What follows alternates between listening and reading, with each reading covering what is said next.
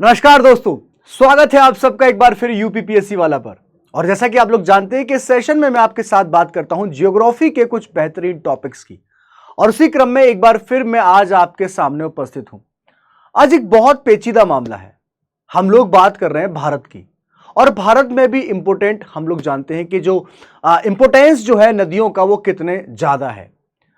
और उसी आधार पर आप ये देख सकते हैं, कुछ न्यूज आपके सामने है। प्रदूषण से ना नदियां मची और ना भूजल। पहला point, most polluted reverse in world 2022। Pakistan की रावी नदी दुनिया में सबसे ज्यादा प्रदूषित, जाने दूसरे स्थान पर कौन सा देश। इसके साथ में प्रदूषण होती नदियां एक बड़ा खतरा, और देश में प्रदूषित नदियां पिछले 5 वर्षों में दुगनी हो चुकी हैं। यानी कि संख्या जो है वो दुगनी होती जा रही है, और वो भी एक ऐसे देश में, अगर मैं बात करूं भारत की, जहां पर नदियों को मां का दर्जा दिया जाता है। हम लोग गंगा मैया की बात करते हैं, नर्मदा मैया की बात करते हैं।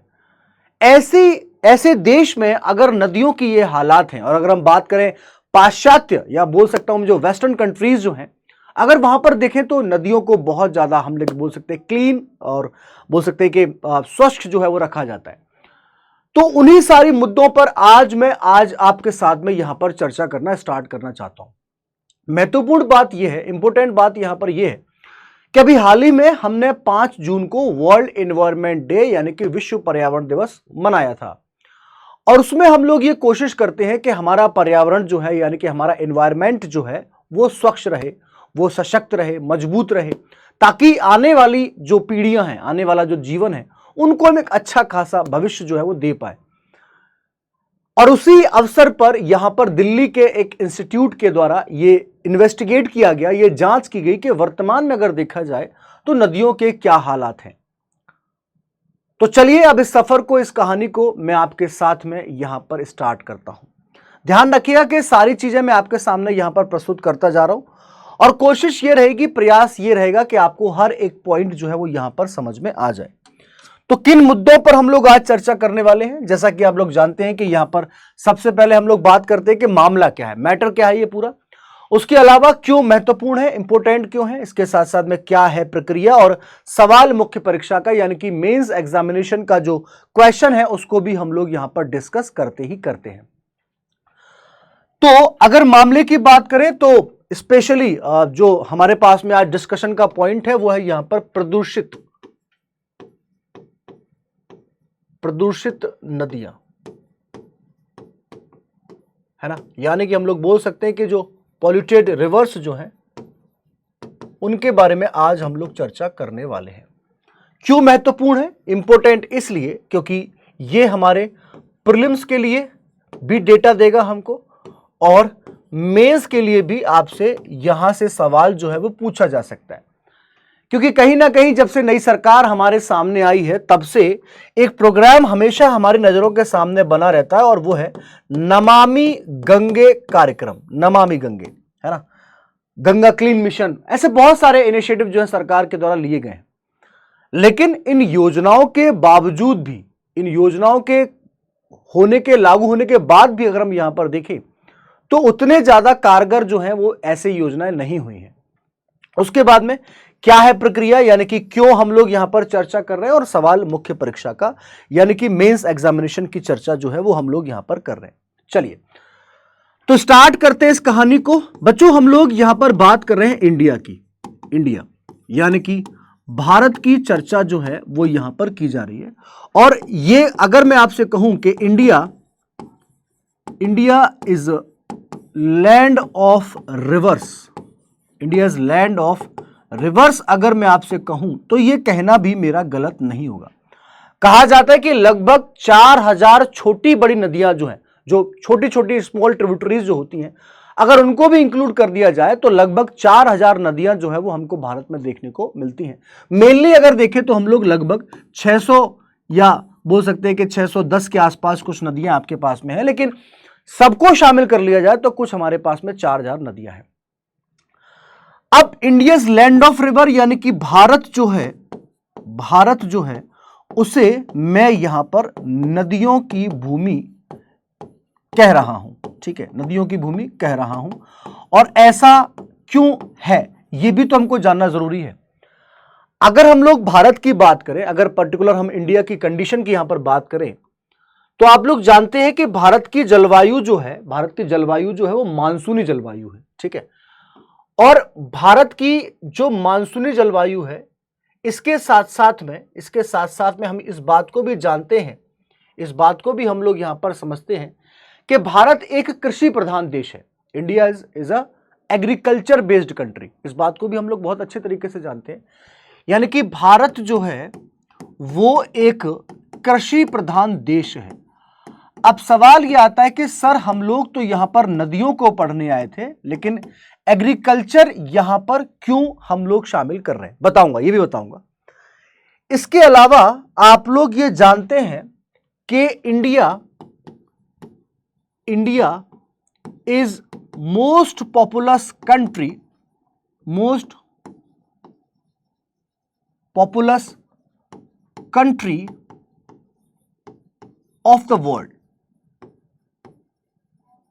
Of the world. यानी कि भारत जो है, भारत सर्वाधिक जनसंख्या वाला देश है, सर्वाधिक जनसंख्या वाला देश है, ठीक है, जनसंख्या वाला देश है, ठीक है। चलो, ये भी मैंने मान लिया। अब इसके अलावा एक इंपॉर्टेंट पॉइंट और मैं आपको बताता हूं, वो क्या है? अगर मैं आपसे यहां पर यह कहूं कि भारत जो है वो एक विकासशील देश है, भारत एक विकासशील देश है, विकासशील देश है, ठीक है। यानी कि India is a developing country. अब ये मुद्दा जो है वो हमारे सामने है। हम लोग रिवर्स की बात कर रहे थे और रिवर्स की बात करते करते बच्चों हम लोग पहुंच चुके हैं कहां पर? हम लोग पहुंच चुके हैं डेवलपिंग कंट्री पर, हम लोग पहुंच चुके हैं मोस्ट पॉपुलस कंट्री पर, हम लोग पहुंच चुके हैं कृषि प्रधान देश पर। ऐसा क्यों मैं कर रहा हूं, यह महत्वपूर्ण बात है, यह मैं आपको बताना चाहता हूं। सबसे पहले तो हम लोग यहां पर आते हैं इस पॉइंट पर, कृषि प्रधान देश पर। सबसे पहले मैं आपको नदियों का जो इंपोर्टेंस है वो बताऊंगा, और उस इंपोर्टेंस के बाद में हम ये देखेंगे कि भारत में नदियों की क्या हालात है, सरकार उसके लिए क्या प्रयास कर रही है, और ये जो नदियों की स्थिति है इसके लिए केवल और केवल सरकार को जिम्मेदार ठहराना कहां तक ठीक बात है, इनके बारे में भी हम लोग यहां पर चर्चा करेंगे। भारत की जलवायु मानसूनी है ना? ये पॉइंट मैंने इंक्लूड किया है कि नहीं किया? नहीं किया। ये भी मैं इसको भी लिख देता हूं ताकि यहां से भी आपका सवाल जो है वो अच्छा बन जाएगा, ठीक है। भारत की जलवायु जो है वो मानसूनी है। कैसी है? मानसूनी है। इस बात को आप लोग जानते हैं, ठीक है। यानी कि हमारा जो क्लाइमेट है वो मानसूनी है, मानसून बेस्ड है। अब एक सबसे पहली कंडीशन कि भारत की जलवायु जो है वो मानसून है, और मानसून जो है वो कभी भी नियत नहीं रहता। हो सकता है इरेगुलर रहे, वर्षा हो ना हो, कभी ज्यादा हो जाए कभी कम हो जाए, ये भी तो रीजन हो सकता है। तो पहला पॉइंट तो ये है। दूसरी जो समस्या हमारे साथ में क्या है कि भारत जो है वो एक कृषि प्रधान देश है, यानी कि एग्रीकल्चर बेस्ड कंट्री है। अब भारत अगर एग्रीकल्चर बेस्ड कंट्री है, कृषि प्रधान देश है, तो यहां पर क्या होगा? मतलब ज्यादातर महत्व किसको दिया जाता हो? कृषि को दिया जाता होगा। और अगर आप यहां पर एग्रीकल्चर कर रहे हो या उससे रिलेटेड एक्टिविटीज अगर यहां पर आप कर रहे हो, तो यह बात बिल्कुल परफेक्ट आती है कि उसके लिए हमको क्या चाहिए? उसके लिए हमको इरिगेशन चाहिए, उसके लिए हमको इरिगेशन यानी कि सिंचाई चाहिए, और सिंचाई के लिए पानी चाहिए। अब मॉनसून अगर टाइम पर नहीं है तो हो सकता है कि यहां पर नदियां जो हैं वो आपके एग्रीकल्चर के लिए एक इंपॉर्टेंट रोल प्ले कर सकती हैं, एक महत्वपूर्ण भूमिका का निर्वहन जो है वो कर सकती हैं। यह पॉइंट आपको समझ में आ गया होगा, ठीक है। चलो ये भी मान लेते हैं। इसके अलावा मैंने बताया कि India is most populous country of the world, यानी कि भारत जो है इस दुनिया का सबसे ज्यादा जनसंख्या वाला देश है।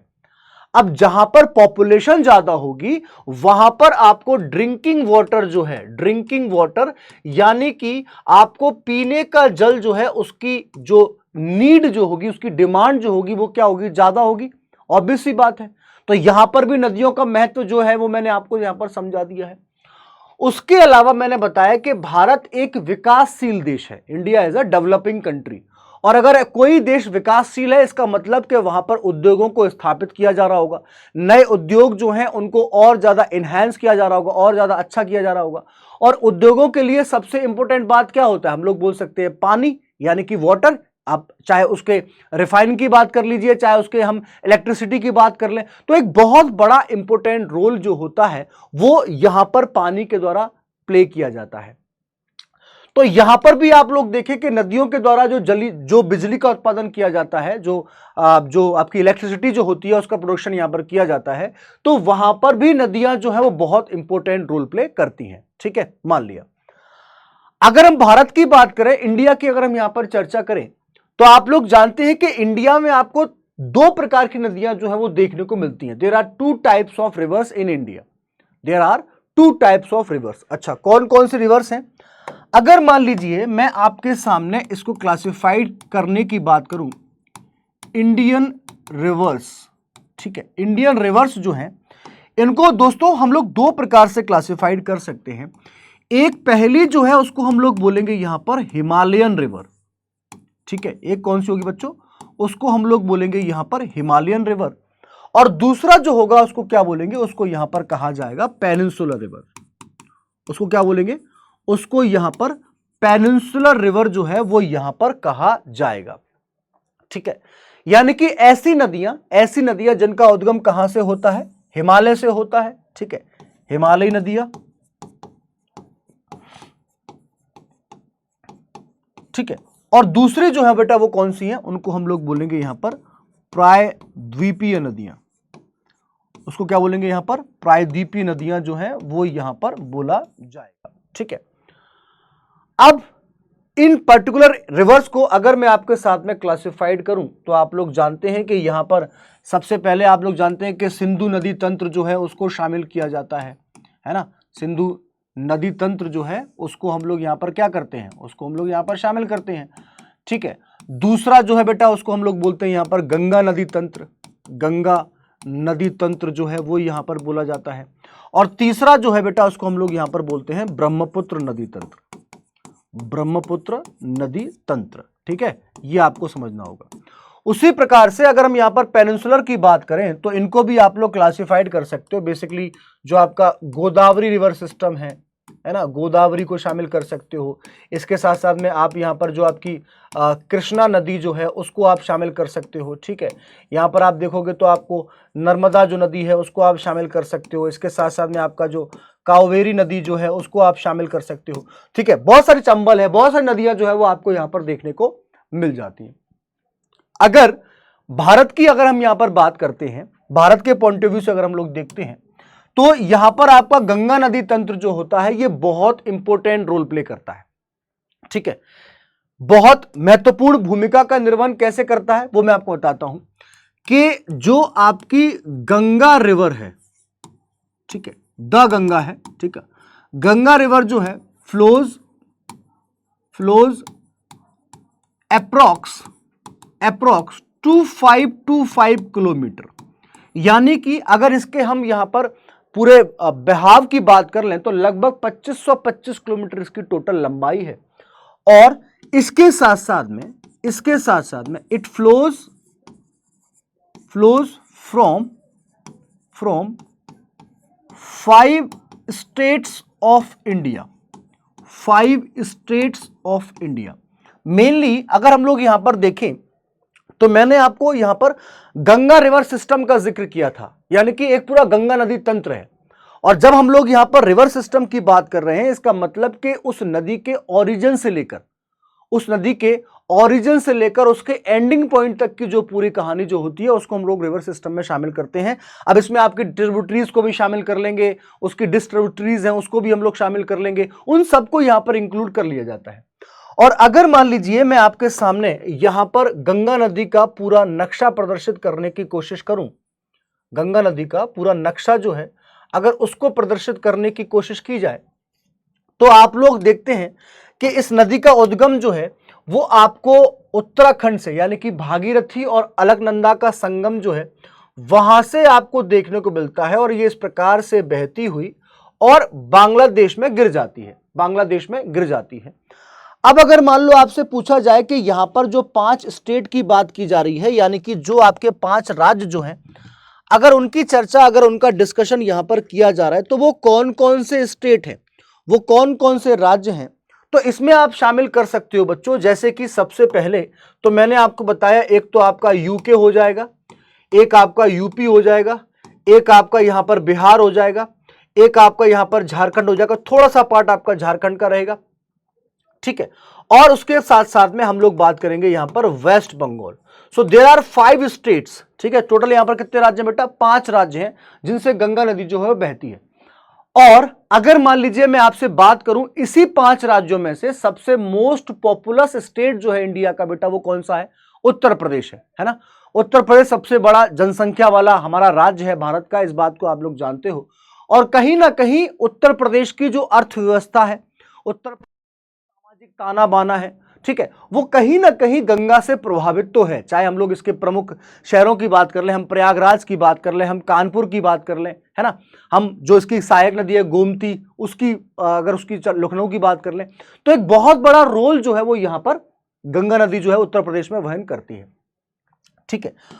और वर्तमान में अगर देखा जाए तो यहां पर इंडस्ट्रीज की बात कर लें, प्रोडक्शन की बात कर लें, एग्रीकल्चर की बात कर लें, यूपी का प्रभाव जो है वो आप लोग पूरे भारत में देख सकते हैं, वो आपको पूरे भारत में देखने को मिलता ही मिलता है। तो अब इतनी सारी बातों को करने के बाद में चिंता का विषय क्या है? ठीक है, अच्छी बात है, अगर गंगा नदी जो है वो इस प्रकार से बह रही है, सारा सिस्टम सेट हो रहा है तो क्या दिक्कत है? हो जाना चाहिए था, नहीं ऐसा नहीं है। कारण क्या है? हाल ही में हमारे पास जो डेटा है उसमें यह कहा गया है कि गंगा जो नदी है ये सबसे प्रदूषित नदी है इंडिया की। भारत की मोस्ट जो बोल सकते हैं कि पॉल्यूटेड रिवर जो है वो गंगा ही है। अब वो डेटा आया कहां से, कैसे मिला, अब क्या स्थिति है, कैसे हम उसको समझेंगे, उन सारी बातों को आप लोग मेरे साथ में अब समझेंगे यहां पर आगे, ठीक है। सुनो जरा सबसे पहले तो हम लोग ये जानते हैं कि मैं आपके साथ में यहां पर प्रीलिम्स और मेंस दोनों की बात करता हूं, है ना, यानी कि आपकी तैयारी जो है वो इंटीग्रेटेड होना चाहिए, एकीकृत होनी चाहिए। तो कुछ प्रीलिम्स रिलेटेड फैक्ट जो थे वो मैंने आपके सामने यहां पर प्रस्तुत कर दिए, ये आपसे पूछा जा सकता है। इसके साथ साथ में बच्चों कुछ और बिंदु मैं आपको बताना चाहता हूं, कुछ और पॉइंट मैं आपको बताना चाहता हूं।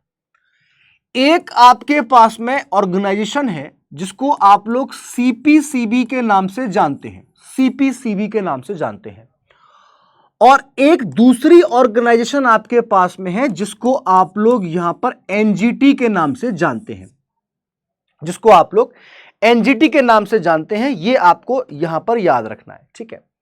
अब ये दोनों ऑर्गेनाइजेशन जो है वो है क्या और ये करते क्या है, इसकी भी हमको जानकारी जो है ये भी हमको पता होना चाहिए। देखिए, अगर मान लीजिए मैं आपके साथ में यहां पर बात करता हूं सीपीसीबी की, अगर मैं आपके साथ में यहां पर बात करूं सीपीसीबी की, तो ये सेंट्रल,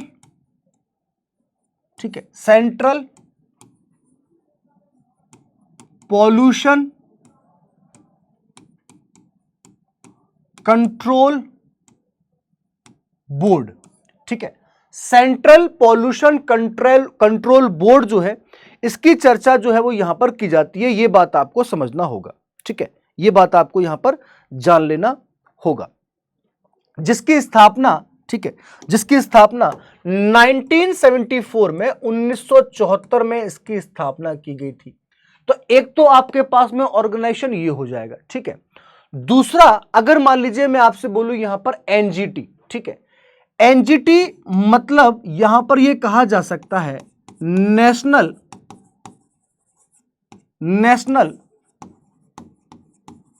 ग्रीन ट्रिब्यूनल, ठीक है, नेशनल ग्रीन ट्रिब्यूनल। और इसकी जो स्थापना हुई थी बच्चों, इसकी जो स्थापना हुई थी, आप लोग ध्यान रखना कि 2010 में इसकी स्थापना की गई थी। ये अगर हम यहां पर सीपीसीबी की बात करते हैं तो आपके देश में जितने भी प्रदूषण से संबंधित, ठीक है, प्रदूषण से संबंधित जो भी मामले होते हैं उनको यहां पर सीपीसीबी के द्वारा देखा जाता है। और इसके साथ साथ में आपका जो पर्यावरण है ना, इसके अलावा हमारे पास में एक बॉडी जो है, ठीक है, उसको हम लोग बोलते हैं यहां पर एनजीटी।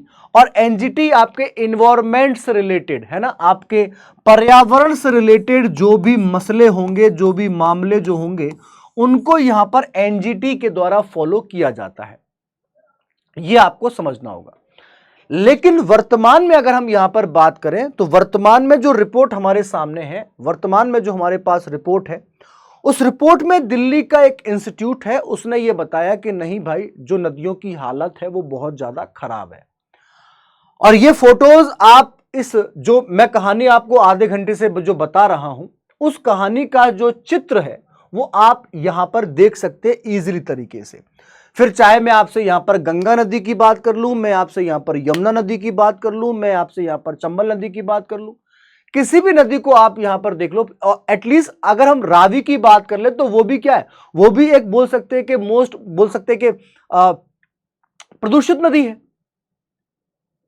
यस और नो? तो ये चित्र जो है वो इस सेशन की कहानी को अच्छे तरीके से आपके सामने बयां कर रहे होंगे। और हम इस बात को जानते हैं कि ये ऐसे देश की तस्वीरें हैं जहां पर नदियों को मां माना जाता है ना, मदर माना जाता है। ये ऐसे देश की चर्चा जो है वो मैं यहां पर आपके सामने कर रहा हूं। So let's see, a river is a large natural stream of flowing water. ठीक है, rivers are found on every continent and on nearly every kind of land. यानी कि नदी क्या है, एक बहते पानी की बड़ी प्राकृतिक धारा है। और नदियां हर महाद्वीप, लगभग हर तरह की भूमि पर हमको पाई जाती हैं। और अगर हम भारत की बात करें तो दो प्रकार की, एक हमारे पास में हिमालय नदियां हैं और दूसरी हमारे पास में पेनिनसुलर रिवर्स है। इस बात को हम लोग जानते हैं। इस चित्र को मैं प्रदर्शित करूं, आप लोग इजी यहां पर देख सकते हैं कि पूरा भारत जो है, आप उत्तर भारत से लेकर दक्षिण भारत तक और पश्चिमी भारत से लेकर आप पूरी भारत तक आप देखेंगे तो आपको यहां पर नदियों की स्थिति जो है, उनका इंपोर्टेंस जो है वो आपको इजीली यहां पर देखने को मिल जाएगा। फिर चाहे मैं आपके साथ में यहां पर गंगा की बात कर लूं, यमुना की बात कर लूं, चंबल की बात कर लूं, बेतवा की बात कर लूं, सोन की बात कर लूं, नर्मदा की बात कर लूं, गोदावरी, कृष्णा, कावेरी, बहुत सारी नदियां आपके सामने यहां पर मैं प्रस्तुत कर रहा हूं। और हर एक नदी का एक अपना महत्व है। हम लोग इस बात को बहुत अच्छे तरीके से यहां पर जान सकते हैं और समझ सकते हैं। अब रिपोर्ट क्या आई है वो सुनो जरा। There are total 603 rivers in the country and you will be surprised to know that about 46% of the rivers are grip of pollution. Major rivers of the country including the Ganga remain the most polluted. लो भाई, most polluted. Maharashtra and Madhya Pradesh have the most polluted rivers while UP and Punjab are state with the most polluted river sites. ये ऐसे स्थल है जहां पर, ये ऐसे राज्य जहां पर बहुत सारे स्थल हमको देखने को मिले। यूपी की बात कर ले और पंजाब की बात कर ले, जबकि महाराष्ट्र और मध्य प्रदेश की अगर हम यहां पर बात करें तो ये सबसे ज्यादा क्या है, यहां पर सबसे ज्यादा आपको प्रदूषित नदियां आपको देखने को मिलेंगी। अब शायद हो सकता है कि ये कंसेप्ट आपको समझ में नहीं आया हो। मान लीजिए कि मैं आपसे बात कर रहा हूं एमपी की, और एमपी में अगर मान लीजिए कि टोटल 10 नदियां हैं तो 10 में से 6 प्रदूषित हैं। ये एग्जाम्पल आपको पहला समझना होगा।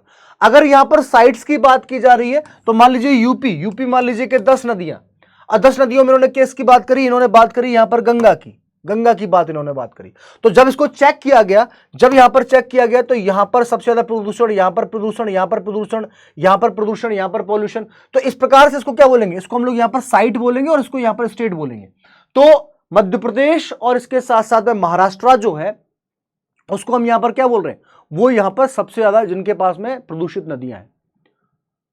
और उसी प्रकार से अगर मैं आपके साथ यहां पर चर्चा करूं, डिस्कशन करूं उत्तर प्रदेश की, ठीक है, और पंजाब की, तो यहां पर सबसे ज्यादा साइट्स जो हैं वो आपको देखने को मिलेंगी। तो मैंने आपको बताया कि कुल 603 नदियां हैं और आप जानकर हैरान हो जाएंगे कि 46%, 46% मोर देन, अगर हम इंपोर्टेंट रिवर्स की बात कर रहे हैं, मेजर रिवर्स की बात कर रहे हैं, more than 300 rivers are polluted in our country. 300 से ज्यादा नदियां जो है वो प्रदूषित हैं। और इस चर्चा को मैं आपके सामने यहां पर प्रदर्शित कर सकता हूं, मैं आपके सामने यहां पर उसको प्रदर्शित कर सकता हूं। एक इमेज मैं आपको प्रदर्शित करूंगा, अभी दिखा दूंगा मैं आपको। ठीक है, समझ में आ गया, ये पॉइंट आपको इजीली यहां पर समझ में आ गया होगा। This has been revealed in the State of Environment SOE report 2023 2030 की जो 23 की रिपोर्ट जो है released by the New Delhi based Center for Science and Environment on the occasion of Environment Day on 5th of June 5 जून को, अभी कुछ दिन पहले ही. And according to the report, a total 27946 rivers in 30 states of the country are polluted. However, a slight improvement has seen in 2022 compared to 2018. In 2018, 323 rivers in 31 states were polluted. अब ये जो आपके सामने मैंने डेटा यहाँ पर प्रदर्शित किया है, ये जो डेटा मैंने आपके सामने यहाँ पर प्रदर्शित किया है, तो ध्यान आपको ये रखना है कि यहाँ पर जो मेजर रिवर्स है उन्हीं को महत्व दिया होगा, और इसके अलावा जो इनकी ट्रिब्यूटरीज है, एग्जाम्पल के लिए मैं आपको बताता हूं, आपने नाम सुना होगा गंगा का, ठीक है, गंगा की सहायक नदी जो है बेटा, उसका नाम क्या है? उसका नाम है यहां पर यमुना, और यमुना की जो सहायक नदी है उसका नाम क्या है? उसका नाम है यहां पर बेतवा नदी जो है, इसका उद्गम मध्य प्रदेश के रायसेन जिले से होता है, उसका उद्गम होता है. ध्यान रखना इस बात की आपको जानकारी होनी चाहिए. और इसे मध्य प्रदेश की गंगा कहा जाता है, पवित्रता के आधार पर नहीं, इसको प्रदूषण के आधार पर मध्य प्रदेश की गंगा कहा जाता है. तो ये भी आपके लिए क्या है? एक बहुत ज्यादा इंपोर्टेंट पॉइंट मैंने आपको बता दिया है. And according to SOE report of the 279 of 46% polluted rivers in the country, the highest number polluted rivers in Maharashtra, that is 55, followed by Madhya Pradesh 19. At the same time, 18 rivers in Bihar, 18 rivers in Kerala are polluted. Madhya Pradesh की बात कर ली है, महाराष्ट्र की बात कर ली है, ठीक है, इसके साथ साथ में केरला की बात कर ली है, और बिहार की चर्चा जो है वो हमने यहां पर कर ली. 17 rivers in Uttar Pradesh, 17 in Karnataka are polluted, while 14 rivers in Rajasthan, 13 rivers in Gujarat, and 13 Manipur and 13 West Bengal are polluted. लो भाई, पूरा जो सिनेरियो है वो मैंने आपके सामने यहां पर अब इसको प्रदर्शित कर दिया है. इजीली आप इसको अब यहां पर समझ सकते हैं कि कितनी बड़ी समस्या जो है वो यहां पर अब हमारे सामने आने वाली है.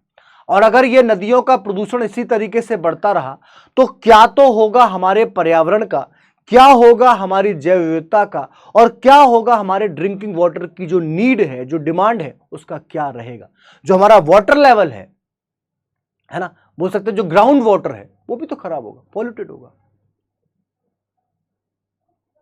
चिंता का विषय आपके सामने है. समझ में आ रहा है सब लोगों को? कोई दिक्कत, कोई परेशानी, कोई प्रॉब्लम तो नहीं है? जरा मुझे बताओ. ऑल पॉइंट्स आर क्लियर और नॉट, है ना? चलो आगे चलते हैं, ये मैं आपको बता चुका हूं, ठीक है. अकॉर्डिंग टू SOE रिपोर्ट 2023, अब ये मत बोलना कि सर ये तो 2023 की बात कर रहे हो आप. नहीं, महत्वपूर्ण बात है, नदियों के बारे में आपको जानकारी होनी चाहिए, ठीक है. The biological oxygen demand at polluted river sites in many states is up to 10 times more than is normal standard. यानी कि उन नदियों में जो BOD है, BOD मतलब बायोलॉजिकल ऑक्सीजन डिमांड, कि भाई यहां पर हमको यहां पर देखना होगा, ठीक है. नॉर्मल जो है बेटा वो कितनी होती है? 3 होती है, यहां पर 3 मिलीग्राम, इतना हमको यहां पर होना चाहिए. लेकिन कितनी चाहिए? यानी कि उस वाटर के शुद्ध होने के लिए, उसके हम लोग बोल सकते हैं कि प्रदूषण नहीं होने के लिए, हम लोग यहां पर बोल सकते हैं कितना होना चाहिए? वहां पर 3 की डिमांड होनी चाहिए. लेकिन वहां पर डिमांड कितनी है? 10 की हो रही है. इसका मतलब कि वो कैसी नदी है? इसका मतलब कि वो प्रदूषित है. ऑक्सीजन उसमें क्या है? ऑक्सीजन उसमें कम हो रहा है, ठीक है. In a litre is 3 mg. If the BOD exceed this normal standard, it means that the river water is not only polluted, but also the oxygen content in the water is decreasing, and the microorganisms present in the water are needing additional oxygen to eliminate the organic matter. अब शायद आपको कहानी जो है वो easily और सारी की सारी समझ में आ गई होगी। कहने का मतलब यहां पर यह है कि भाई जो आपका बीओडी लेवल जो लगभग 3 मिलीग्राम होना चाहिए था, एक सामान्य दर जो है वो अब कितना हो गया है, वो हम लोग बोल सकते हैं कि 10 गुना यानी कि 30 तक यहां पर हो गया है। और अगर बीओडी आपका यहां पर क्या हो रहा है, ज्यादा है, इसका आशय यहां पर यह कि पानी ना सिर्फ प्रदूषित है बल्कि पानी में ऑक्सीजन तत्व जो उसमें क्या आ रही है, उसमें कम, क्योंकि जो समुद्र में जो पानी में जो जीव रहेंगे उनको क्या चाहिए, ऑक्सीजन चाहिए ना, उनको ऑक्सीजन चाहिए। ऑक्सीजन नहीं होगा तो वो क्या करेंगे, मर जाएंगे, तो डिमांड कर रहे हैं वो। तो यहां पर है कि बल्कि पानी मौजूद ऑक्सीजन के तत्व में कमी आ रही है और पानी मौजूद सूक्ष्म जीवों को कार्बनिक पदार्थों को समाप्त करने के लिए अतिरिक्त ऑक्सीजन की जरूरत पड़ रही है, जो एक बहुत बड़ी समस्या हमारे लिए हो सकती है। अब शायद आपको कंसेप्ट समझ में आ गया होगा, क्या सीपीसीबी होता है, क्या एनजीटी होता है, क्या यहां पर बीओडी होता है, सब कुछ आप लोग इजीली समझ पा रहे होंगे और पूरी जो आपको क्रोनोलॉजी है वो इजीली आपको यहां पर समझ में आ गई होगी। ठीक है, यहां तक का पॉइंट क्लियर, इसमें कोई दिक्कत तो नहीं है। तो ये पॉइंट भी आपको बेटा यहां पर ध्यान रखना होगा। ठीक है, चलो आगे चलते हैं जरा।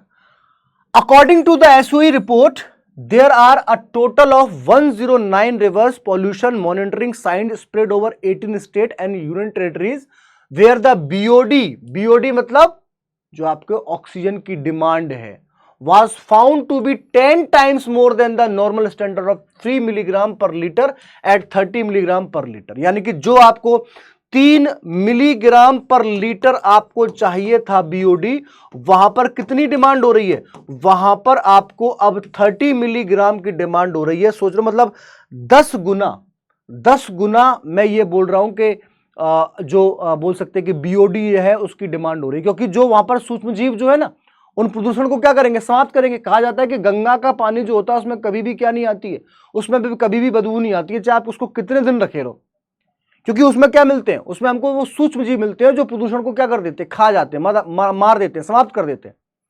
और अगर मान लीजिए इस तरीके से अगर उसका बीओडी लेवल अगर यहां पर बढ़ता रहा तो ऑब्वियस सी बात है कि वो पानी भी क्या करने लगेगा। आप वैसा नॉर्मल पानी जो होता है, ट्रीटेड वाटर जो होता है, उसको आप रख के देख लो, आप एक बाल्टी रख के देखना, दिल्ली मुंबई ऐसे शहर जो होते हैं ना, यहां पर आप उसको 1 घंटे 2 घंटे 3 घंटे रख के देख लो, बदबू मारना स्टार्ट कर देगा। लेकिन आप जब यहां पर गंगा नदी के पानी की बात करें तो हम घर पे गंगा जल लेके जाते हैं, कई महीनों तक रखा रहता है, पूजा करते हैं, उसकी चरणामत लेते हैं, यस और नो। तो ये चीजें आपको यहां पर ध्यान रखनी होगी कि जो पॉल्यूशन लेवल है वो कितना, मतलब 1 गुना 2 गुना 3 गुना 4 गुना नहीं, 10 गुना की डिमांड जो है वो यहां पर बढ़ती जा रही है। 10 गुना तक डिमांड जो है बच्चों वो क्या हो गई है, वो यहां पर इंक्रीज हो गई है।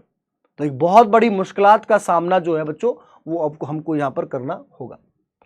गंगा मोस्ट पॉल्यूटेड, और इसमें से अगर भी देखा जाए तो गंगा जो है वो सबसे ज्यादा क्या है, सबसे ज्यादा पॉल्यूटेड है। There are a total of 1920 monitoring sites in the country. Of these 43% is that 80-17 reverse pollutant monitoring stations were such in which the quality of river water was not fit for bathing between 2019 and 2021. And according to the report SOE 2023, out of the total 279 polluted rivers in the country, there are a total of 33 rivers including the Ganga where BOD has been found to be more than the permissible limit of 10 or more places. कितने बुरे हालात है, आप इसको अब अच्छे तरीके से यहां पर समझ सकते हैं, जान सकते हैं। BOD level in rivers are found to be above the permissible limit at 49 location in Ganga, while 35 sites in Yamuna, 31 site in Godavari, 27 site Ghaggar, 20 site in Gomti, 15 site in Kaveri, 12 site in Damodar, 12 site in Krishna, 11 site in Bhavani, 11 site in Hindon, 11 site in Satluj, and 10 or more sites in Musi have been found to exceed the permissible limit in rivers.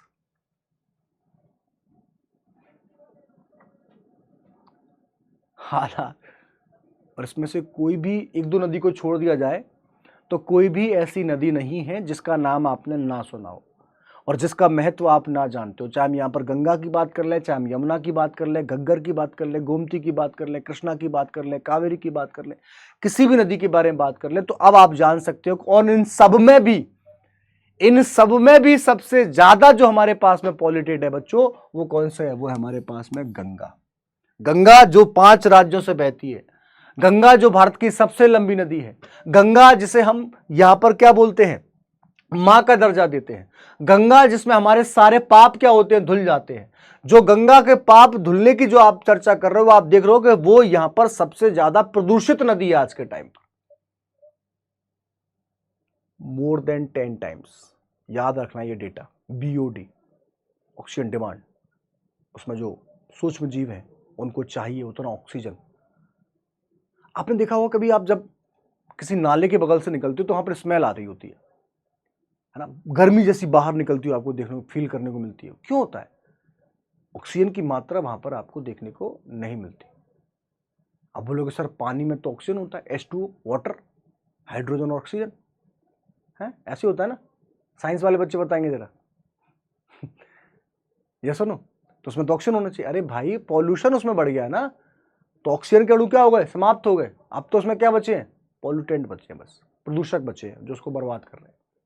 लेकिन वो तो चलो ठीक है, मान लिया, लेकिन वही पानी क्या होगा, वही जो नाले का पानी है, बड़े बड़े सीवर जो, उनको क्या कर दिया जाता है, नदियों में छोड़ दिया जाता है। जाओ निकलो, यमुना की बात कर लो, यमुना का पानी काला प्रदूषण से है या फिर वास्तविकता में है, ये भी तो आपको देखना होगा। हालात देखते हो आप लोग। अभी हम लोग देखते हैं कि छठ पूजा जब होती है, छठ पूजा जब लोग करने जाते हैं तो वहां पर बड़े बड़े आप देखते हैं कि जो झाग जैसी आकृतियां जो है वो आपको यमुना में देखने को मिलती है। अभी दिखा दूंगा मैं आपको, बड़ी बड़ी आकृतियां आपको देखने को मिलती है। यस और नो? तो ये भी बेटा एक बहुत हमारे लिए चिंता का विषय है जिसपे आपको यहां पर ध्यान रखना होगा। ठीक है, देश में कुल 1920 निगरानी स्थल है। ठीक है, इसमें से इनमें 43% यानी कि 1817 नदी प्रदूषण निगरानी स्थल ऐसे हैं जिनमें 2019 से के बीच नदी के पानी गुणवत्ता नहाने लायक नहीं था। पीने की तो बात छोड़ो, नहाने के लायक नहीं है, even for bathing.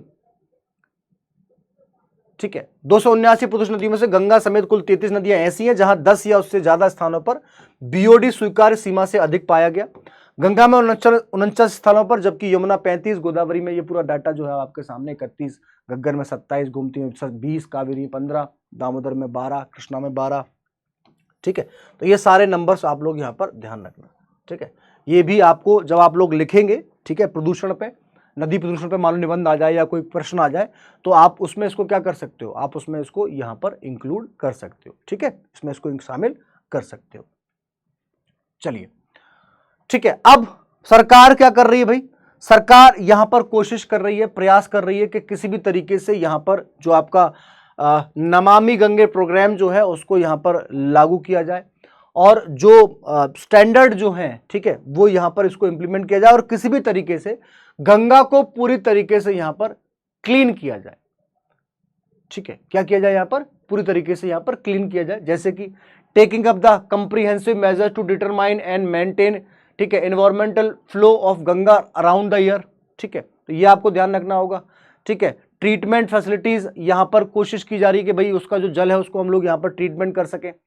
Treatment of sewage and other effluent flowing directly into the river through various drains by adoption of suitable technology and financial models, इसको भी यहां पर लागू किया। भाई जो सीवेज आपका जाता है उसको हम यहां पर क्या कर सके, उसको भी हम यहां पर रोक सके, कंट्रोल कर सके। ठीक है, टैकलिंग जो हमारा बोल सकता है इंडस्ट्रियल पॉल्यूशन जो होता है, औद्योगिक प्रदूषण जो है उसको हम लोग यहां पर क्या कर सके, उस पर हमको काम करना होगा।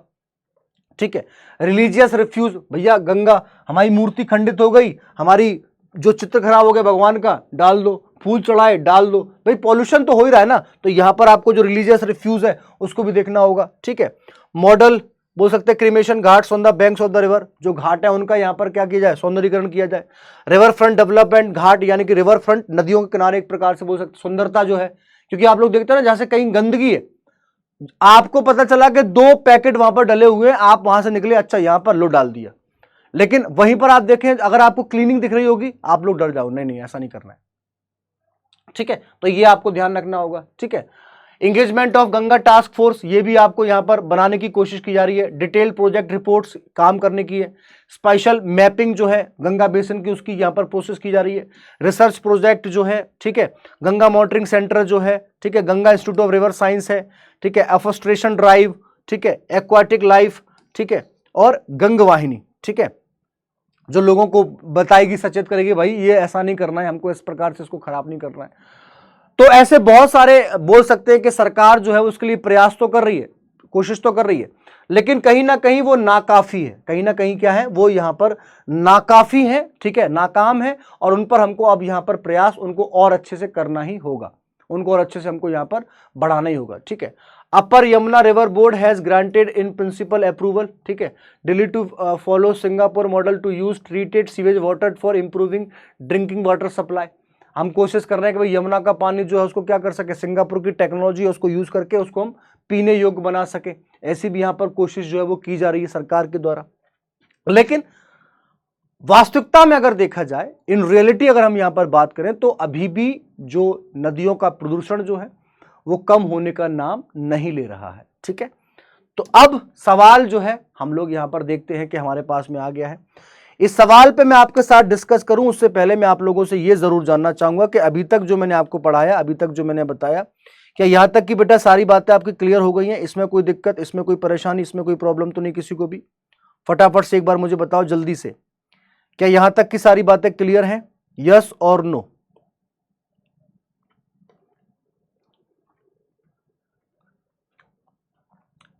यहां तक के सारे पॉइंट्स क्लियर?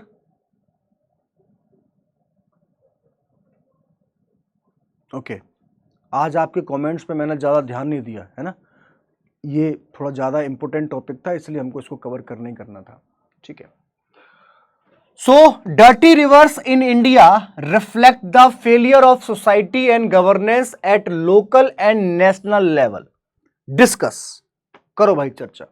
भारत में गंदी नदियां जो हैं वो स्थानीय और राष्ट्रीय स्तर पर समाज और शासन की विफलता को दर्शाती हैं। चर्चा कीजिए, क्या करना है आपको यहां पर? चर्चा करना है। आओ जरा चर्चा करें, ठीक है।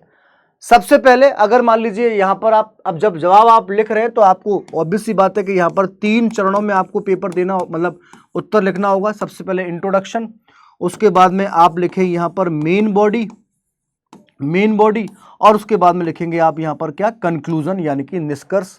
इंट्रोडक्शन की बात की जाए तो आप लोग लिख सकते हैं कि भाई नदियां जो है वो हमारे समाज के लिए जीवन रेखा का काम करती हैं, यानी कि लाइफलाइन की तरह काम करती हैं। और जब बात गंगा की आ जाए तो ऑब्वियस सी बात है कि बहुत ज्यादा महत्वपूर्ण हो जाती है। और अगर कोई नदी आपके लिए जीवन रेखा है तो उसका स्वच्छ होना, उसका क्लीन होना यहां पर क्या है? बहुत ज्यादा जरूरी है। लेकिन भारत में अगर देखा जाए तो आधे से ज्यादा नदियां क्या है? पॉल्यूटेड है, यानी कि प्रदूषित है। और अब समय यहां पर आ रहा है कि उनको स्वच्छ किया जाए। और इसके साथ में एक लाइन यहां पर और इंक्लूड कर सकते हैं कि इसकी गंदगी के लिए या इसके प्रदूषण के लिए समाज और सरकार दोनों ही जो है वो यहां पर क्या है? इसके जिम्मेदार है।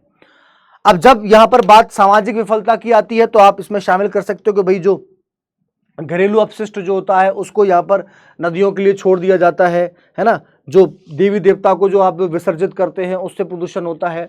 गंगा में नहाने से आपके पाप धुल जाते हैं। ऐसे अंधविश्वास जो हैं इनको आपको यहाँ पर दूर करना होगा, ठीक है। लोगों को सचेत करना होगा। भाई एक टाइम ऐसा था भारत में जब हमने कुछ भी खाया और कहीं भी फेंक दिया, यस और नो। लेकिन आज के टाइम पर हम लोग इतने अवेयर हो गए हैं कि अगर मान लीजिए हमने कुछ खाया है और कहीं आसपास डस्टबिन है, अब नहीं है तो लोग क्या करते हैं, कभी कभी तो बैग में या पॉकेट में रख लेते हैं। लेकिन अगर डस्टबिन है और उसको चलना पड़ेगा तो 5-10 कदम चल के उसमें फेंक कर ही आएगा। तो इस तरीके से आपको लोगों को थोड़ा सा क्या करना पड़ेगा, लोगों को आपको अवेयर करना पड़ेगा। और ये हमारी स्वयं की जिम्मेदारी है, किसी के कहने से। भारत तो एक ऐसा देश है जहां पर आप किसी काम की मना करोगे तो लोग और ज्यादा करेंगे, ठीक है। तो वो हमारी रिस्पॉन्सिबिलिटी है, हमारी जिम्मेदारी है कि बच्चों हम लोग उस पर क्या करें, हम लोग उस पर काम करें। तभी समाज जो है वो हमारी नदियों को क्या कर सकता है, यहां पर सुरक्षित कर सकता है, ठीक है। अब उसके बाद में अगर मान लीजिए हम लोग यहां पर शासन की बात कर ले, अगर हम यहां पर गवर्नमेंट की बात करते हैं तो 2-3 पॉइंट आपको ध्यान रखने। एक तो आपको जो जो जो हमारे कमीशन जो है, बोर्ड जो है, उनकी रिपोर्ट जो है उनको आपको ध्यान देना चाहिए। जो स्कीम्स आप बनाते हैं उनकी प्रॉपर मॉनिटरिंग आपको करना चाहिए, यस और नो, ठीक है। इसके साथ साथ में अगर देखा जाए तो जो आपका सीवेज का मैनेजमेंट है, सीवेज का प्रबंधन जो है, आपको उस पर भी यहां पर काम करना होगा, ठीक है। और इसके साथ साथ में जो आपकी पॉल्यूशन जो है ना, पॉल्यूशन क्यों हो रहा है? क्योंकि आपने देखा कि मैंने आपको कल ही बताया था, अर्बनाइजेशन है ना। अर्बनाइजेशन जो है एक बहुत बड़ी समस्या है। लोग आ रहे हैं कहां पर? शहरों में आके बस जा रहे हैं, नदियों किनारे अपने आप को सेटलमेंट कर रहे हैं, उससे ही पॉल्यूशन हो रहा है। तो ये कुछ ऐसे पॉइंट्स हैं जिनको आप लोग यहां पर शामिल कर सकते हो। और 2-4 इसमें स्कीम लिख देना कि भाई गंगा नदी जो है उसके हमने ये योजना तो लागू की, लेकिन उसका परिणाम हमको देखने को नहीं मिला। और उसके बाद में अगर मान लीजिए हम लोग यहाँ पर बात करें तो आप ये बोल सकते हैं कि भाई अब हमको इस पर काम करने की कोशिश है, जो नदियों को पुनर्जीवित किया जाता है, फिर से उनको बनाया जाता है, उनकी कोशिश किया जाए, और जो गंगा एक्शन प्लान में जो आपकी जो आप कोशिश कर रहे हैं उनको सबको लागू किया जाए, ताकि हमारी नदियां जो हैं उनको बचाया जा सके, उनको यहाँ पर सुरक्षित किया जा सके। ठीक है, तो इस तरीके से आप इसका उत्तर लिखेंगे, और उत्तर लिखने के बाद में आप मुझे भेज देंगे टेलीग्राम पर। टेलीग्राम आईडी मैं आपको बता चुका हूं, एक बार फिर से बता देता हूं, दीपेश सर PW। ठीक है, दीपेश सर PW, इस पर आपको मेरे को आंसर लिख के इसका भेज देना है। कोई भी डाउट है बेटा, कोई भी क्वेरी है, कोई भी क्वेश्चन है, आप इजीली मुझसे यहां पर आके पूछ सकते हैं। मैं कोशिश करूंगा कि आपके सारे सवाल, सारे सवालों का जवाब जो है वो मैं आपको यहां पर दे दूं। ठीक है, इसके अलावा अगर और कोई क्वेश्चन है और कोई क्वेरी है तो आप मुझसे यहां पर पूछ सकते हैं।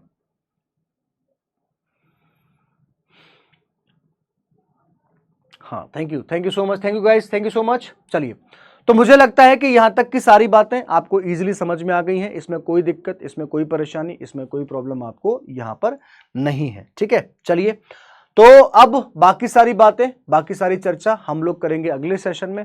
आप लोग अपना ख्याल रखिए। ठीक है, पढ़ते रहिए, बढ़ते रहिए, और अपने सपनों को पूरा करने के लिए लड़ते रहिए।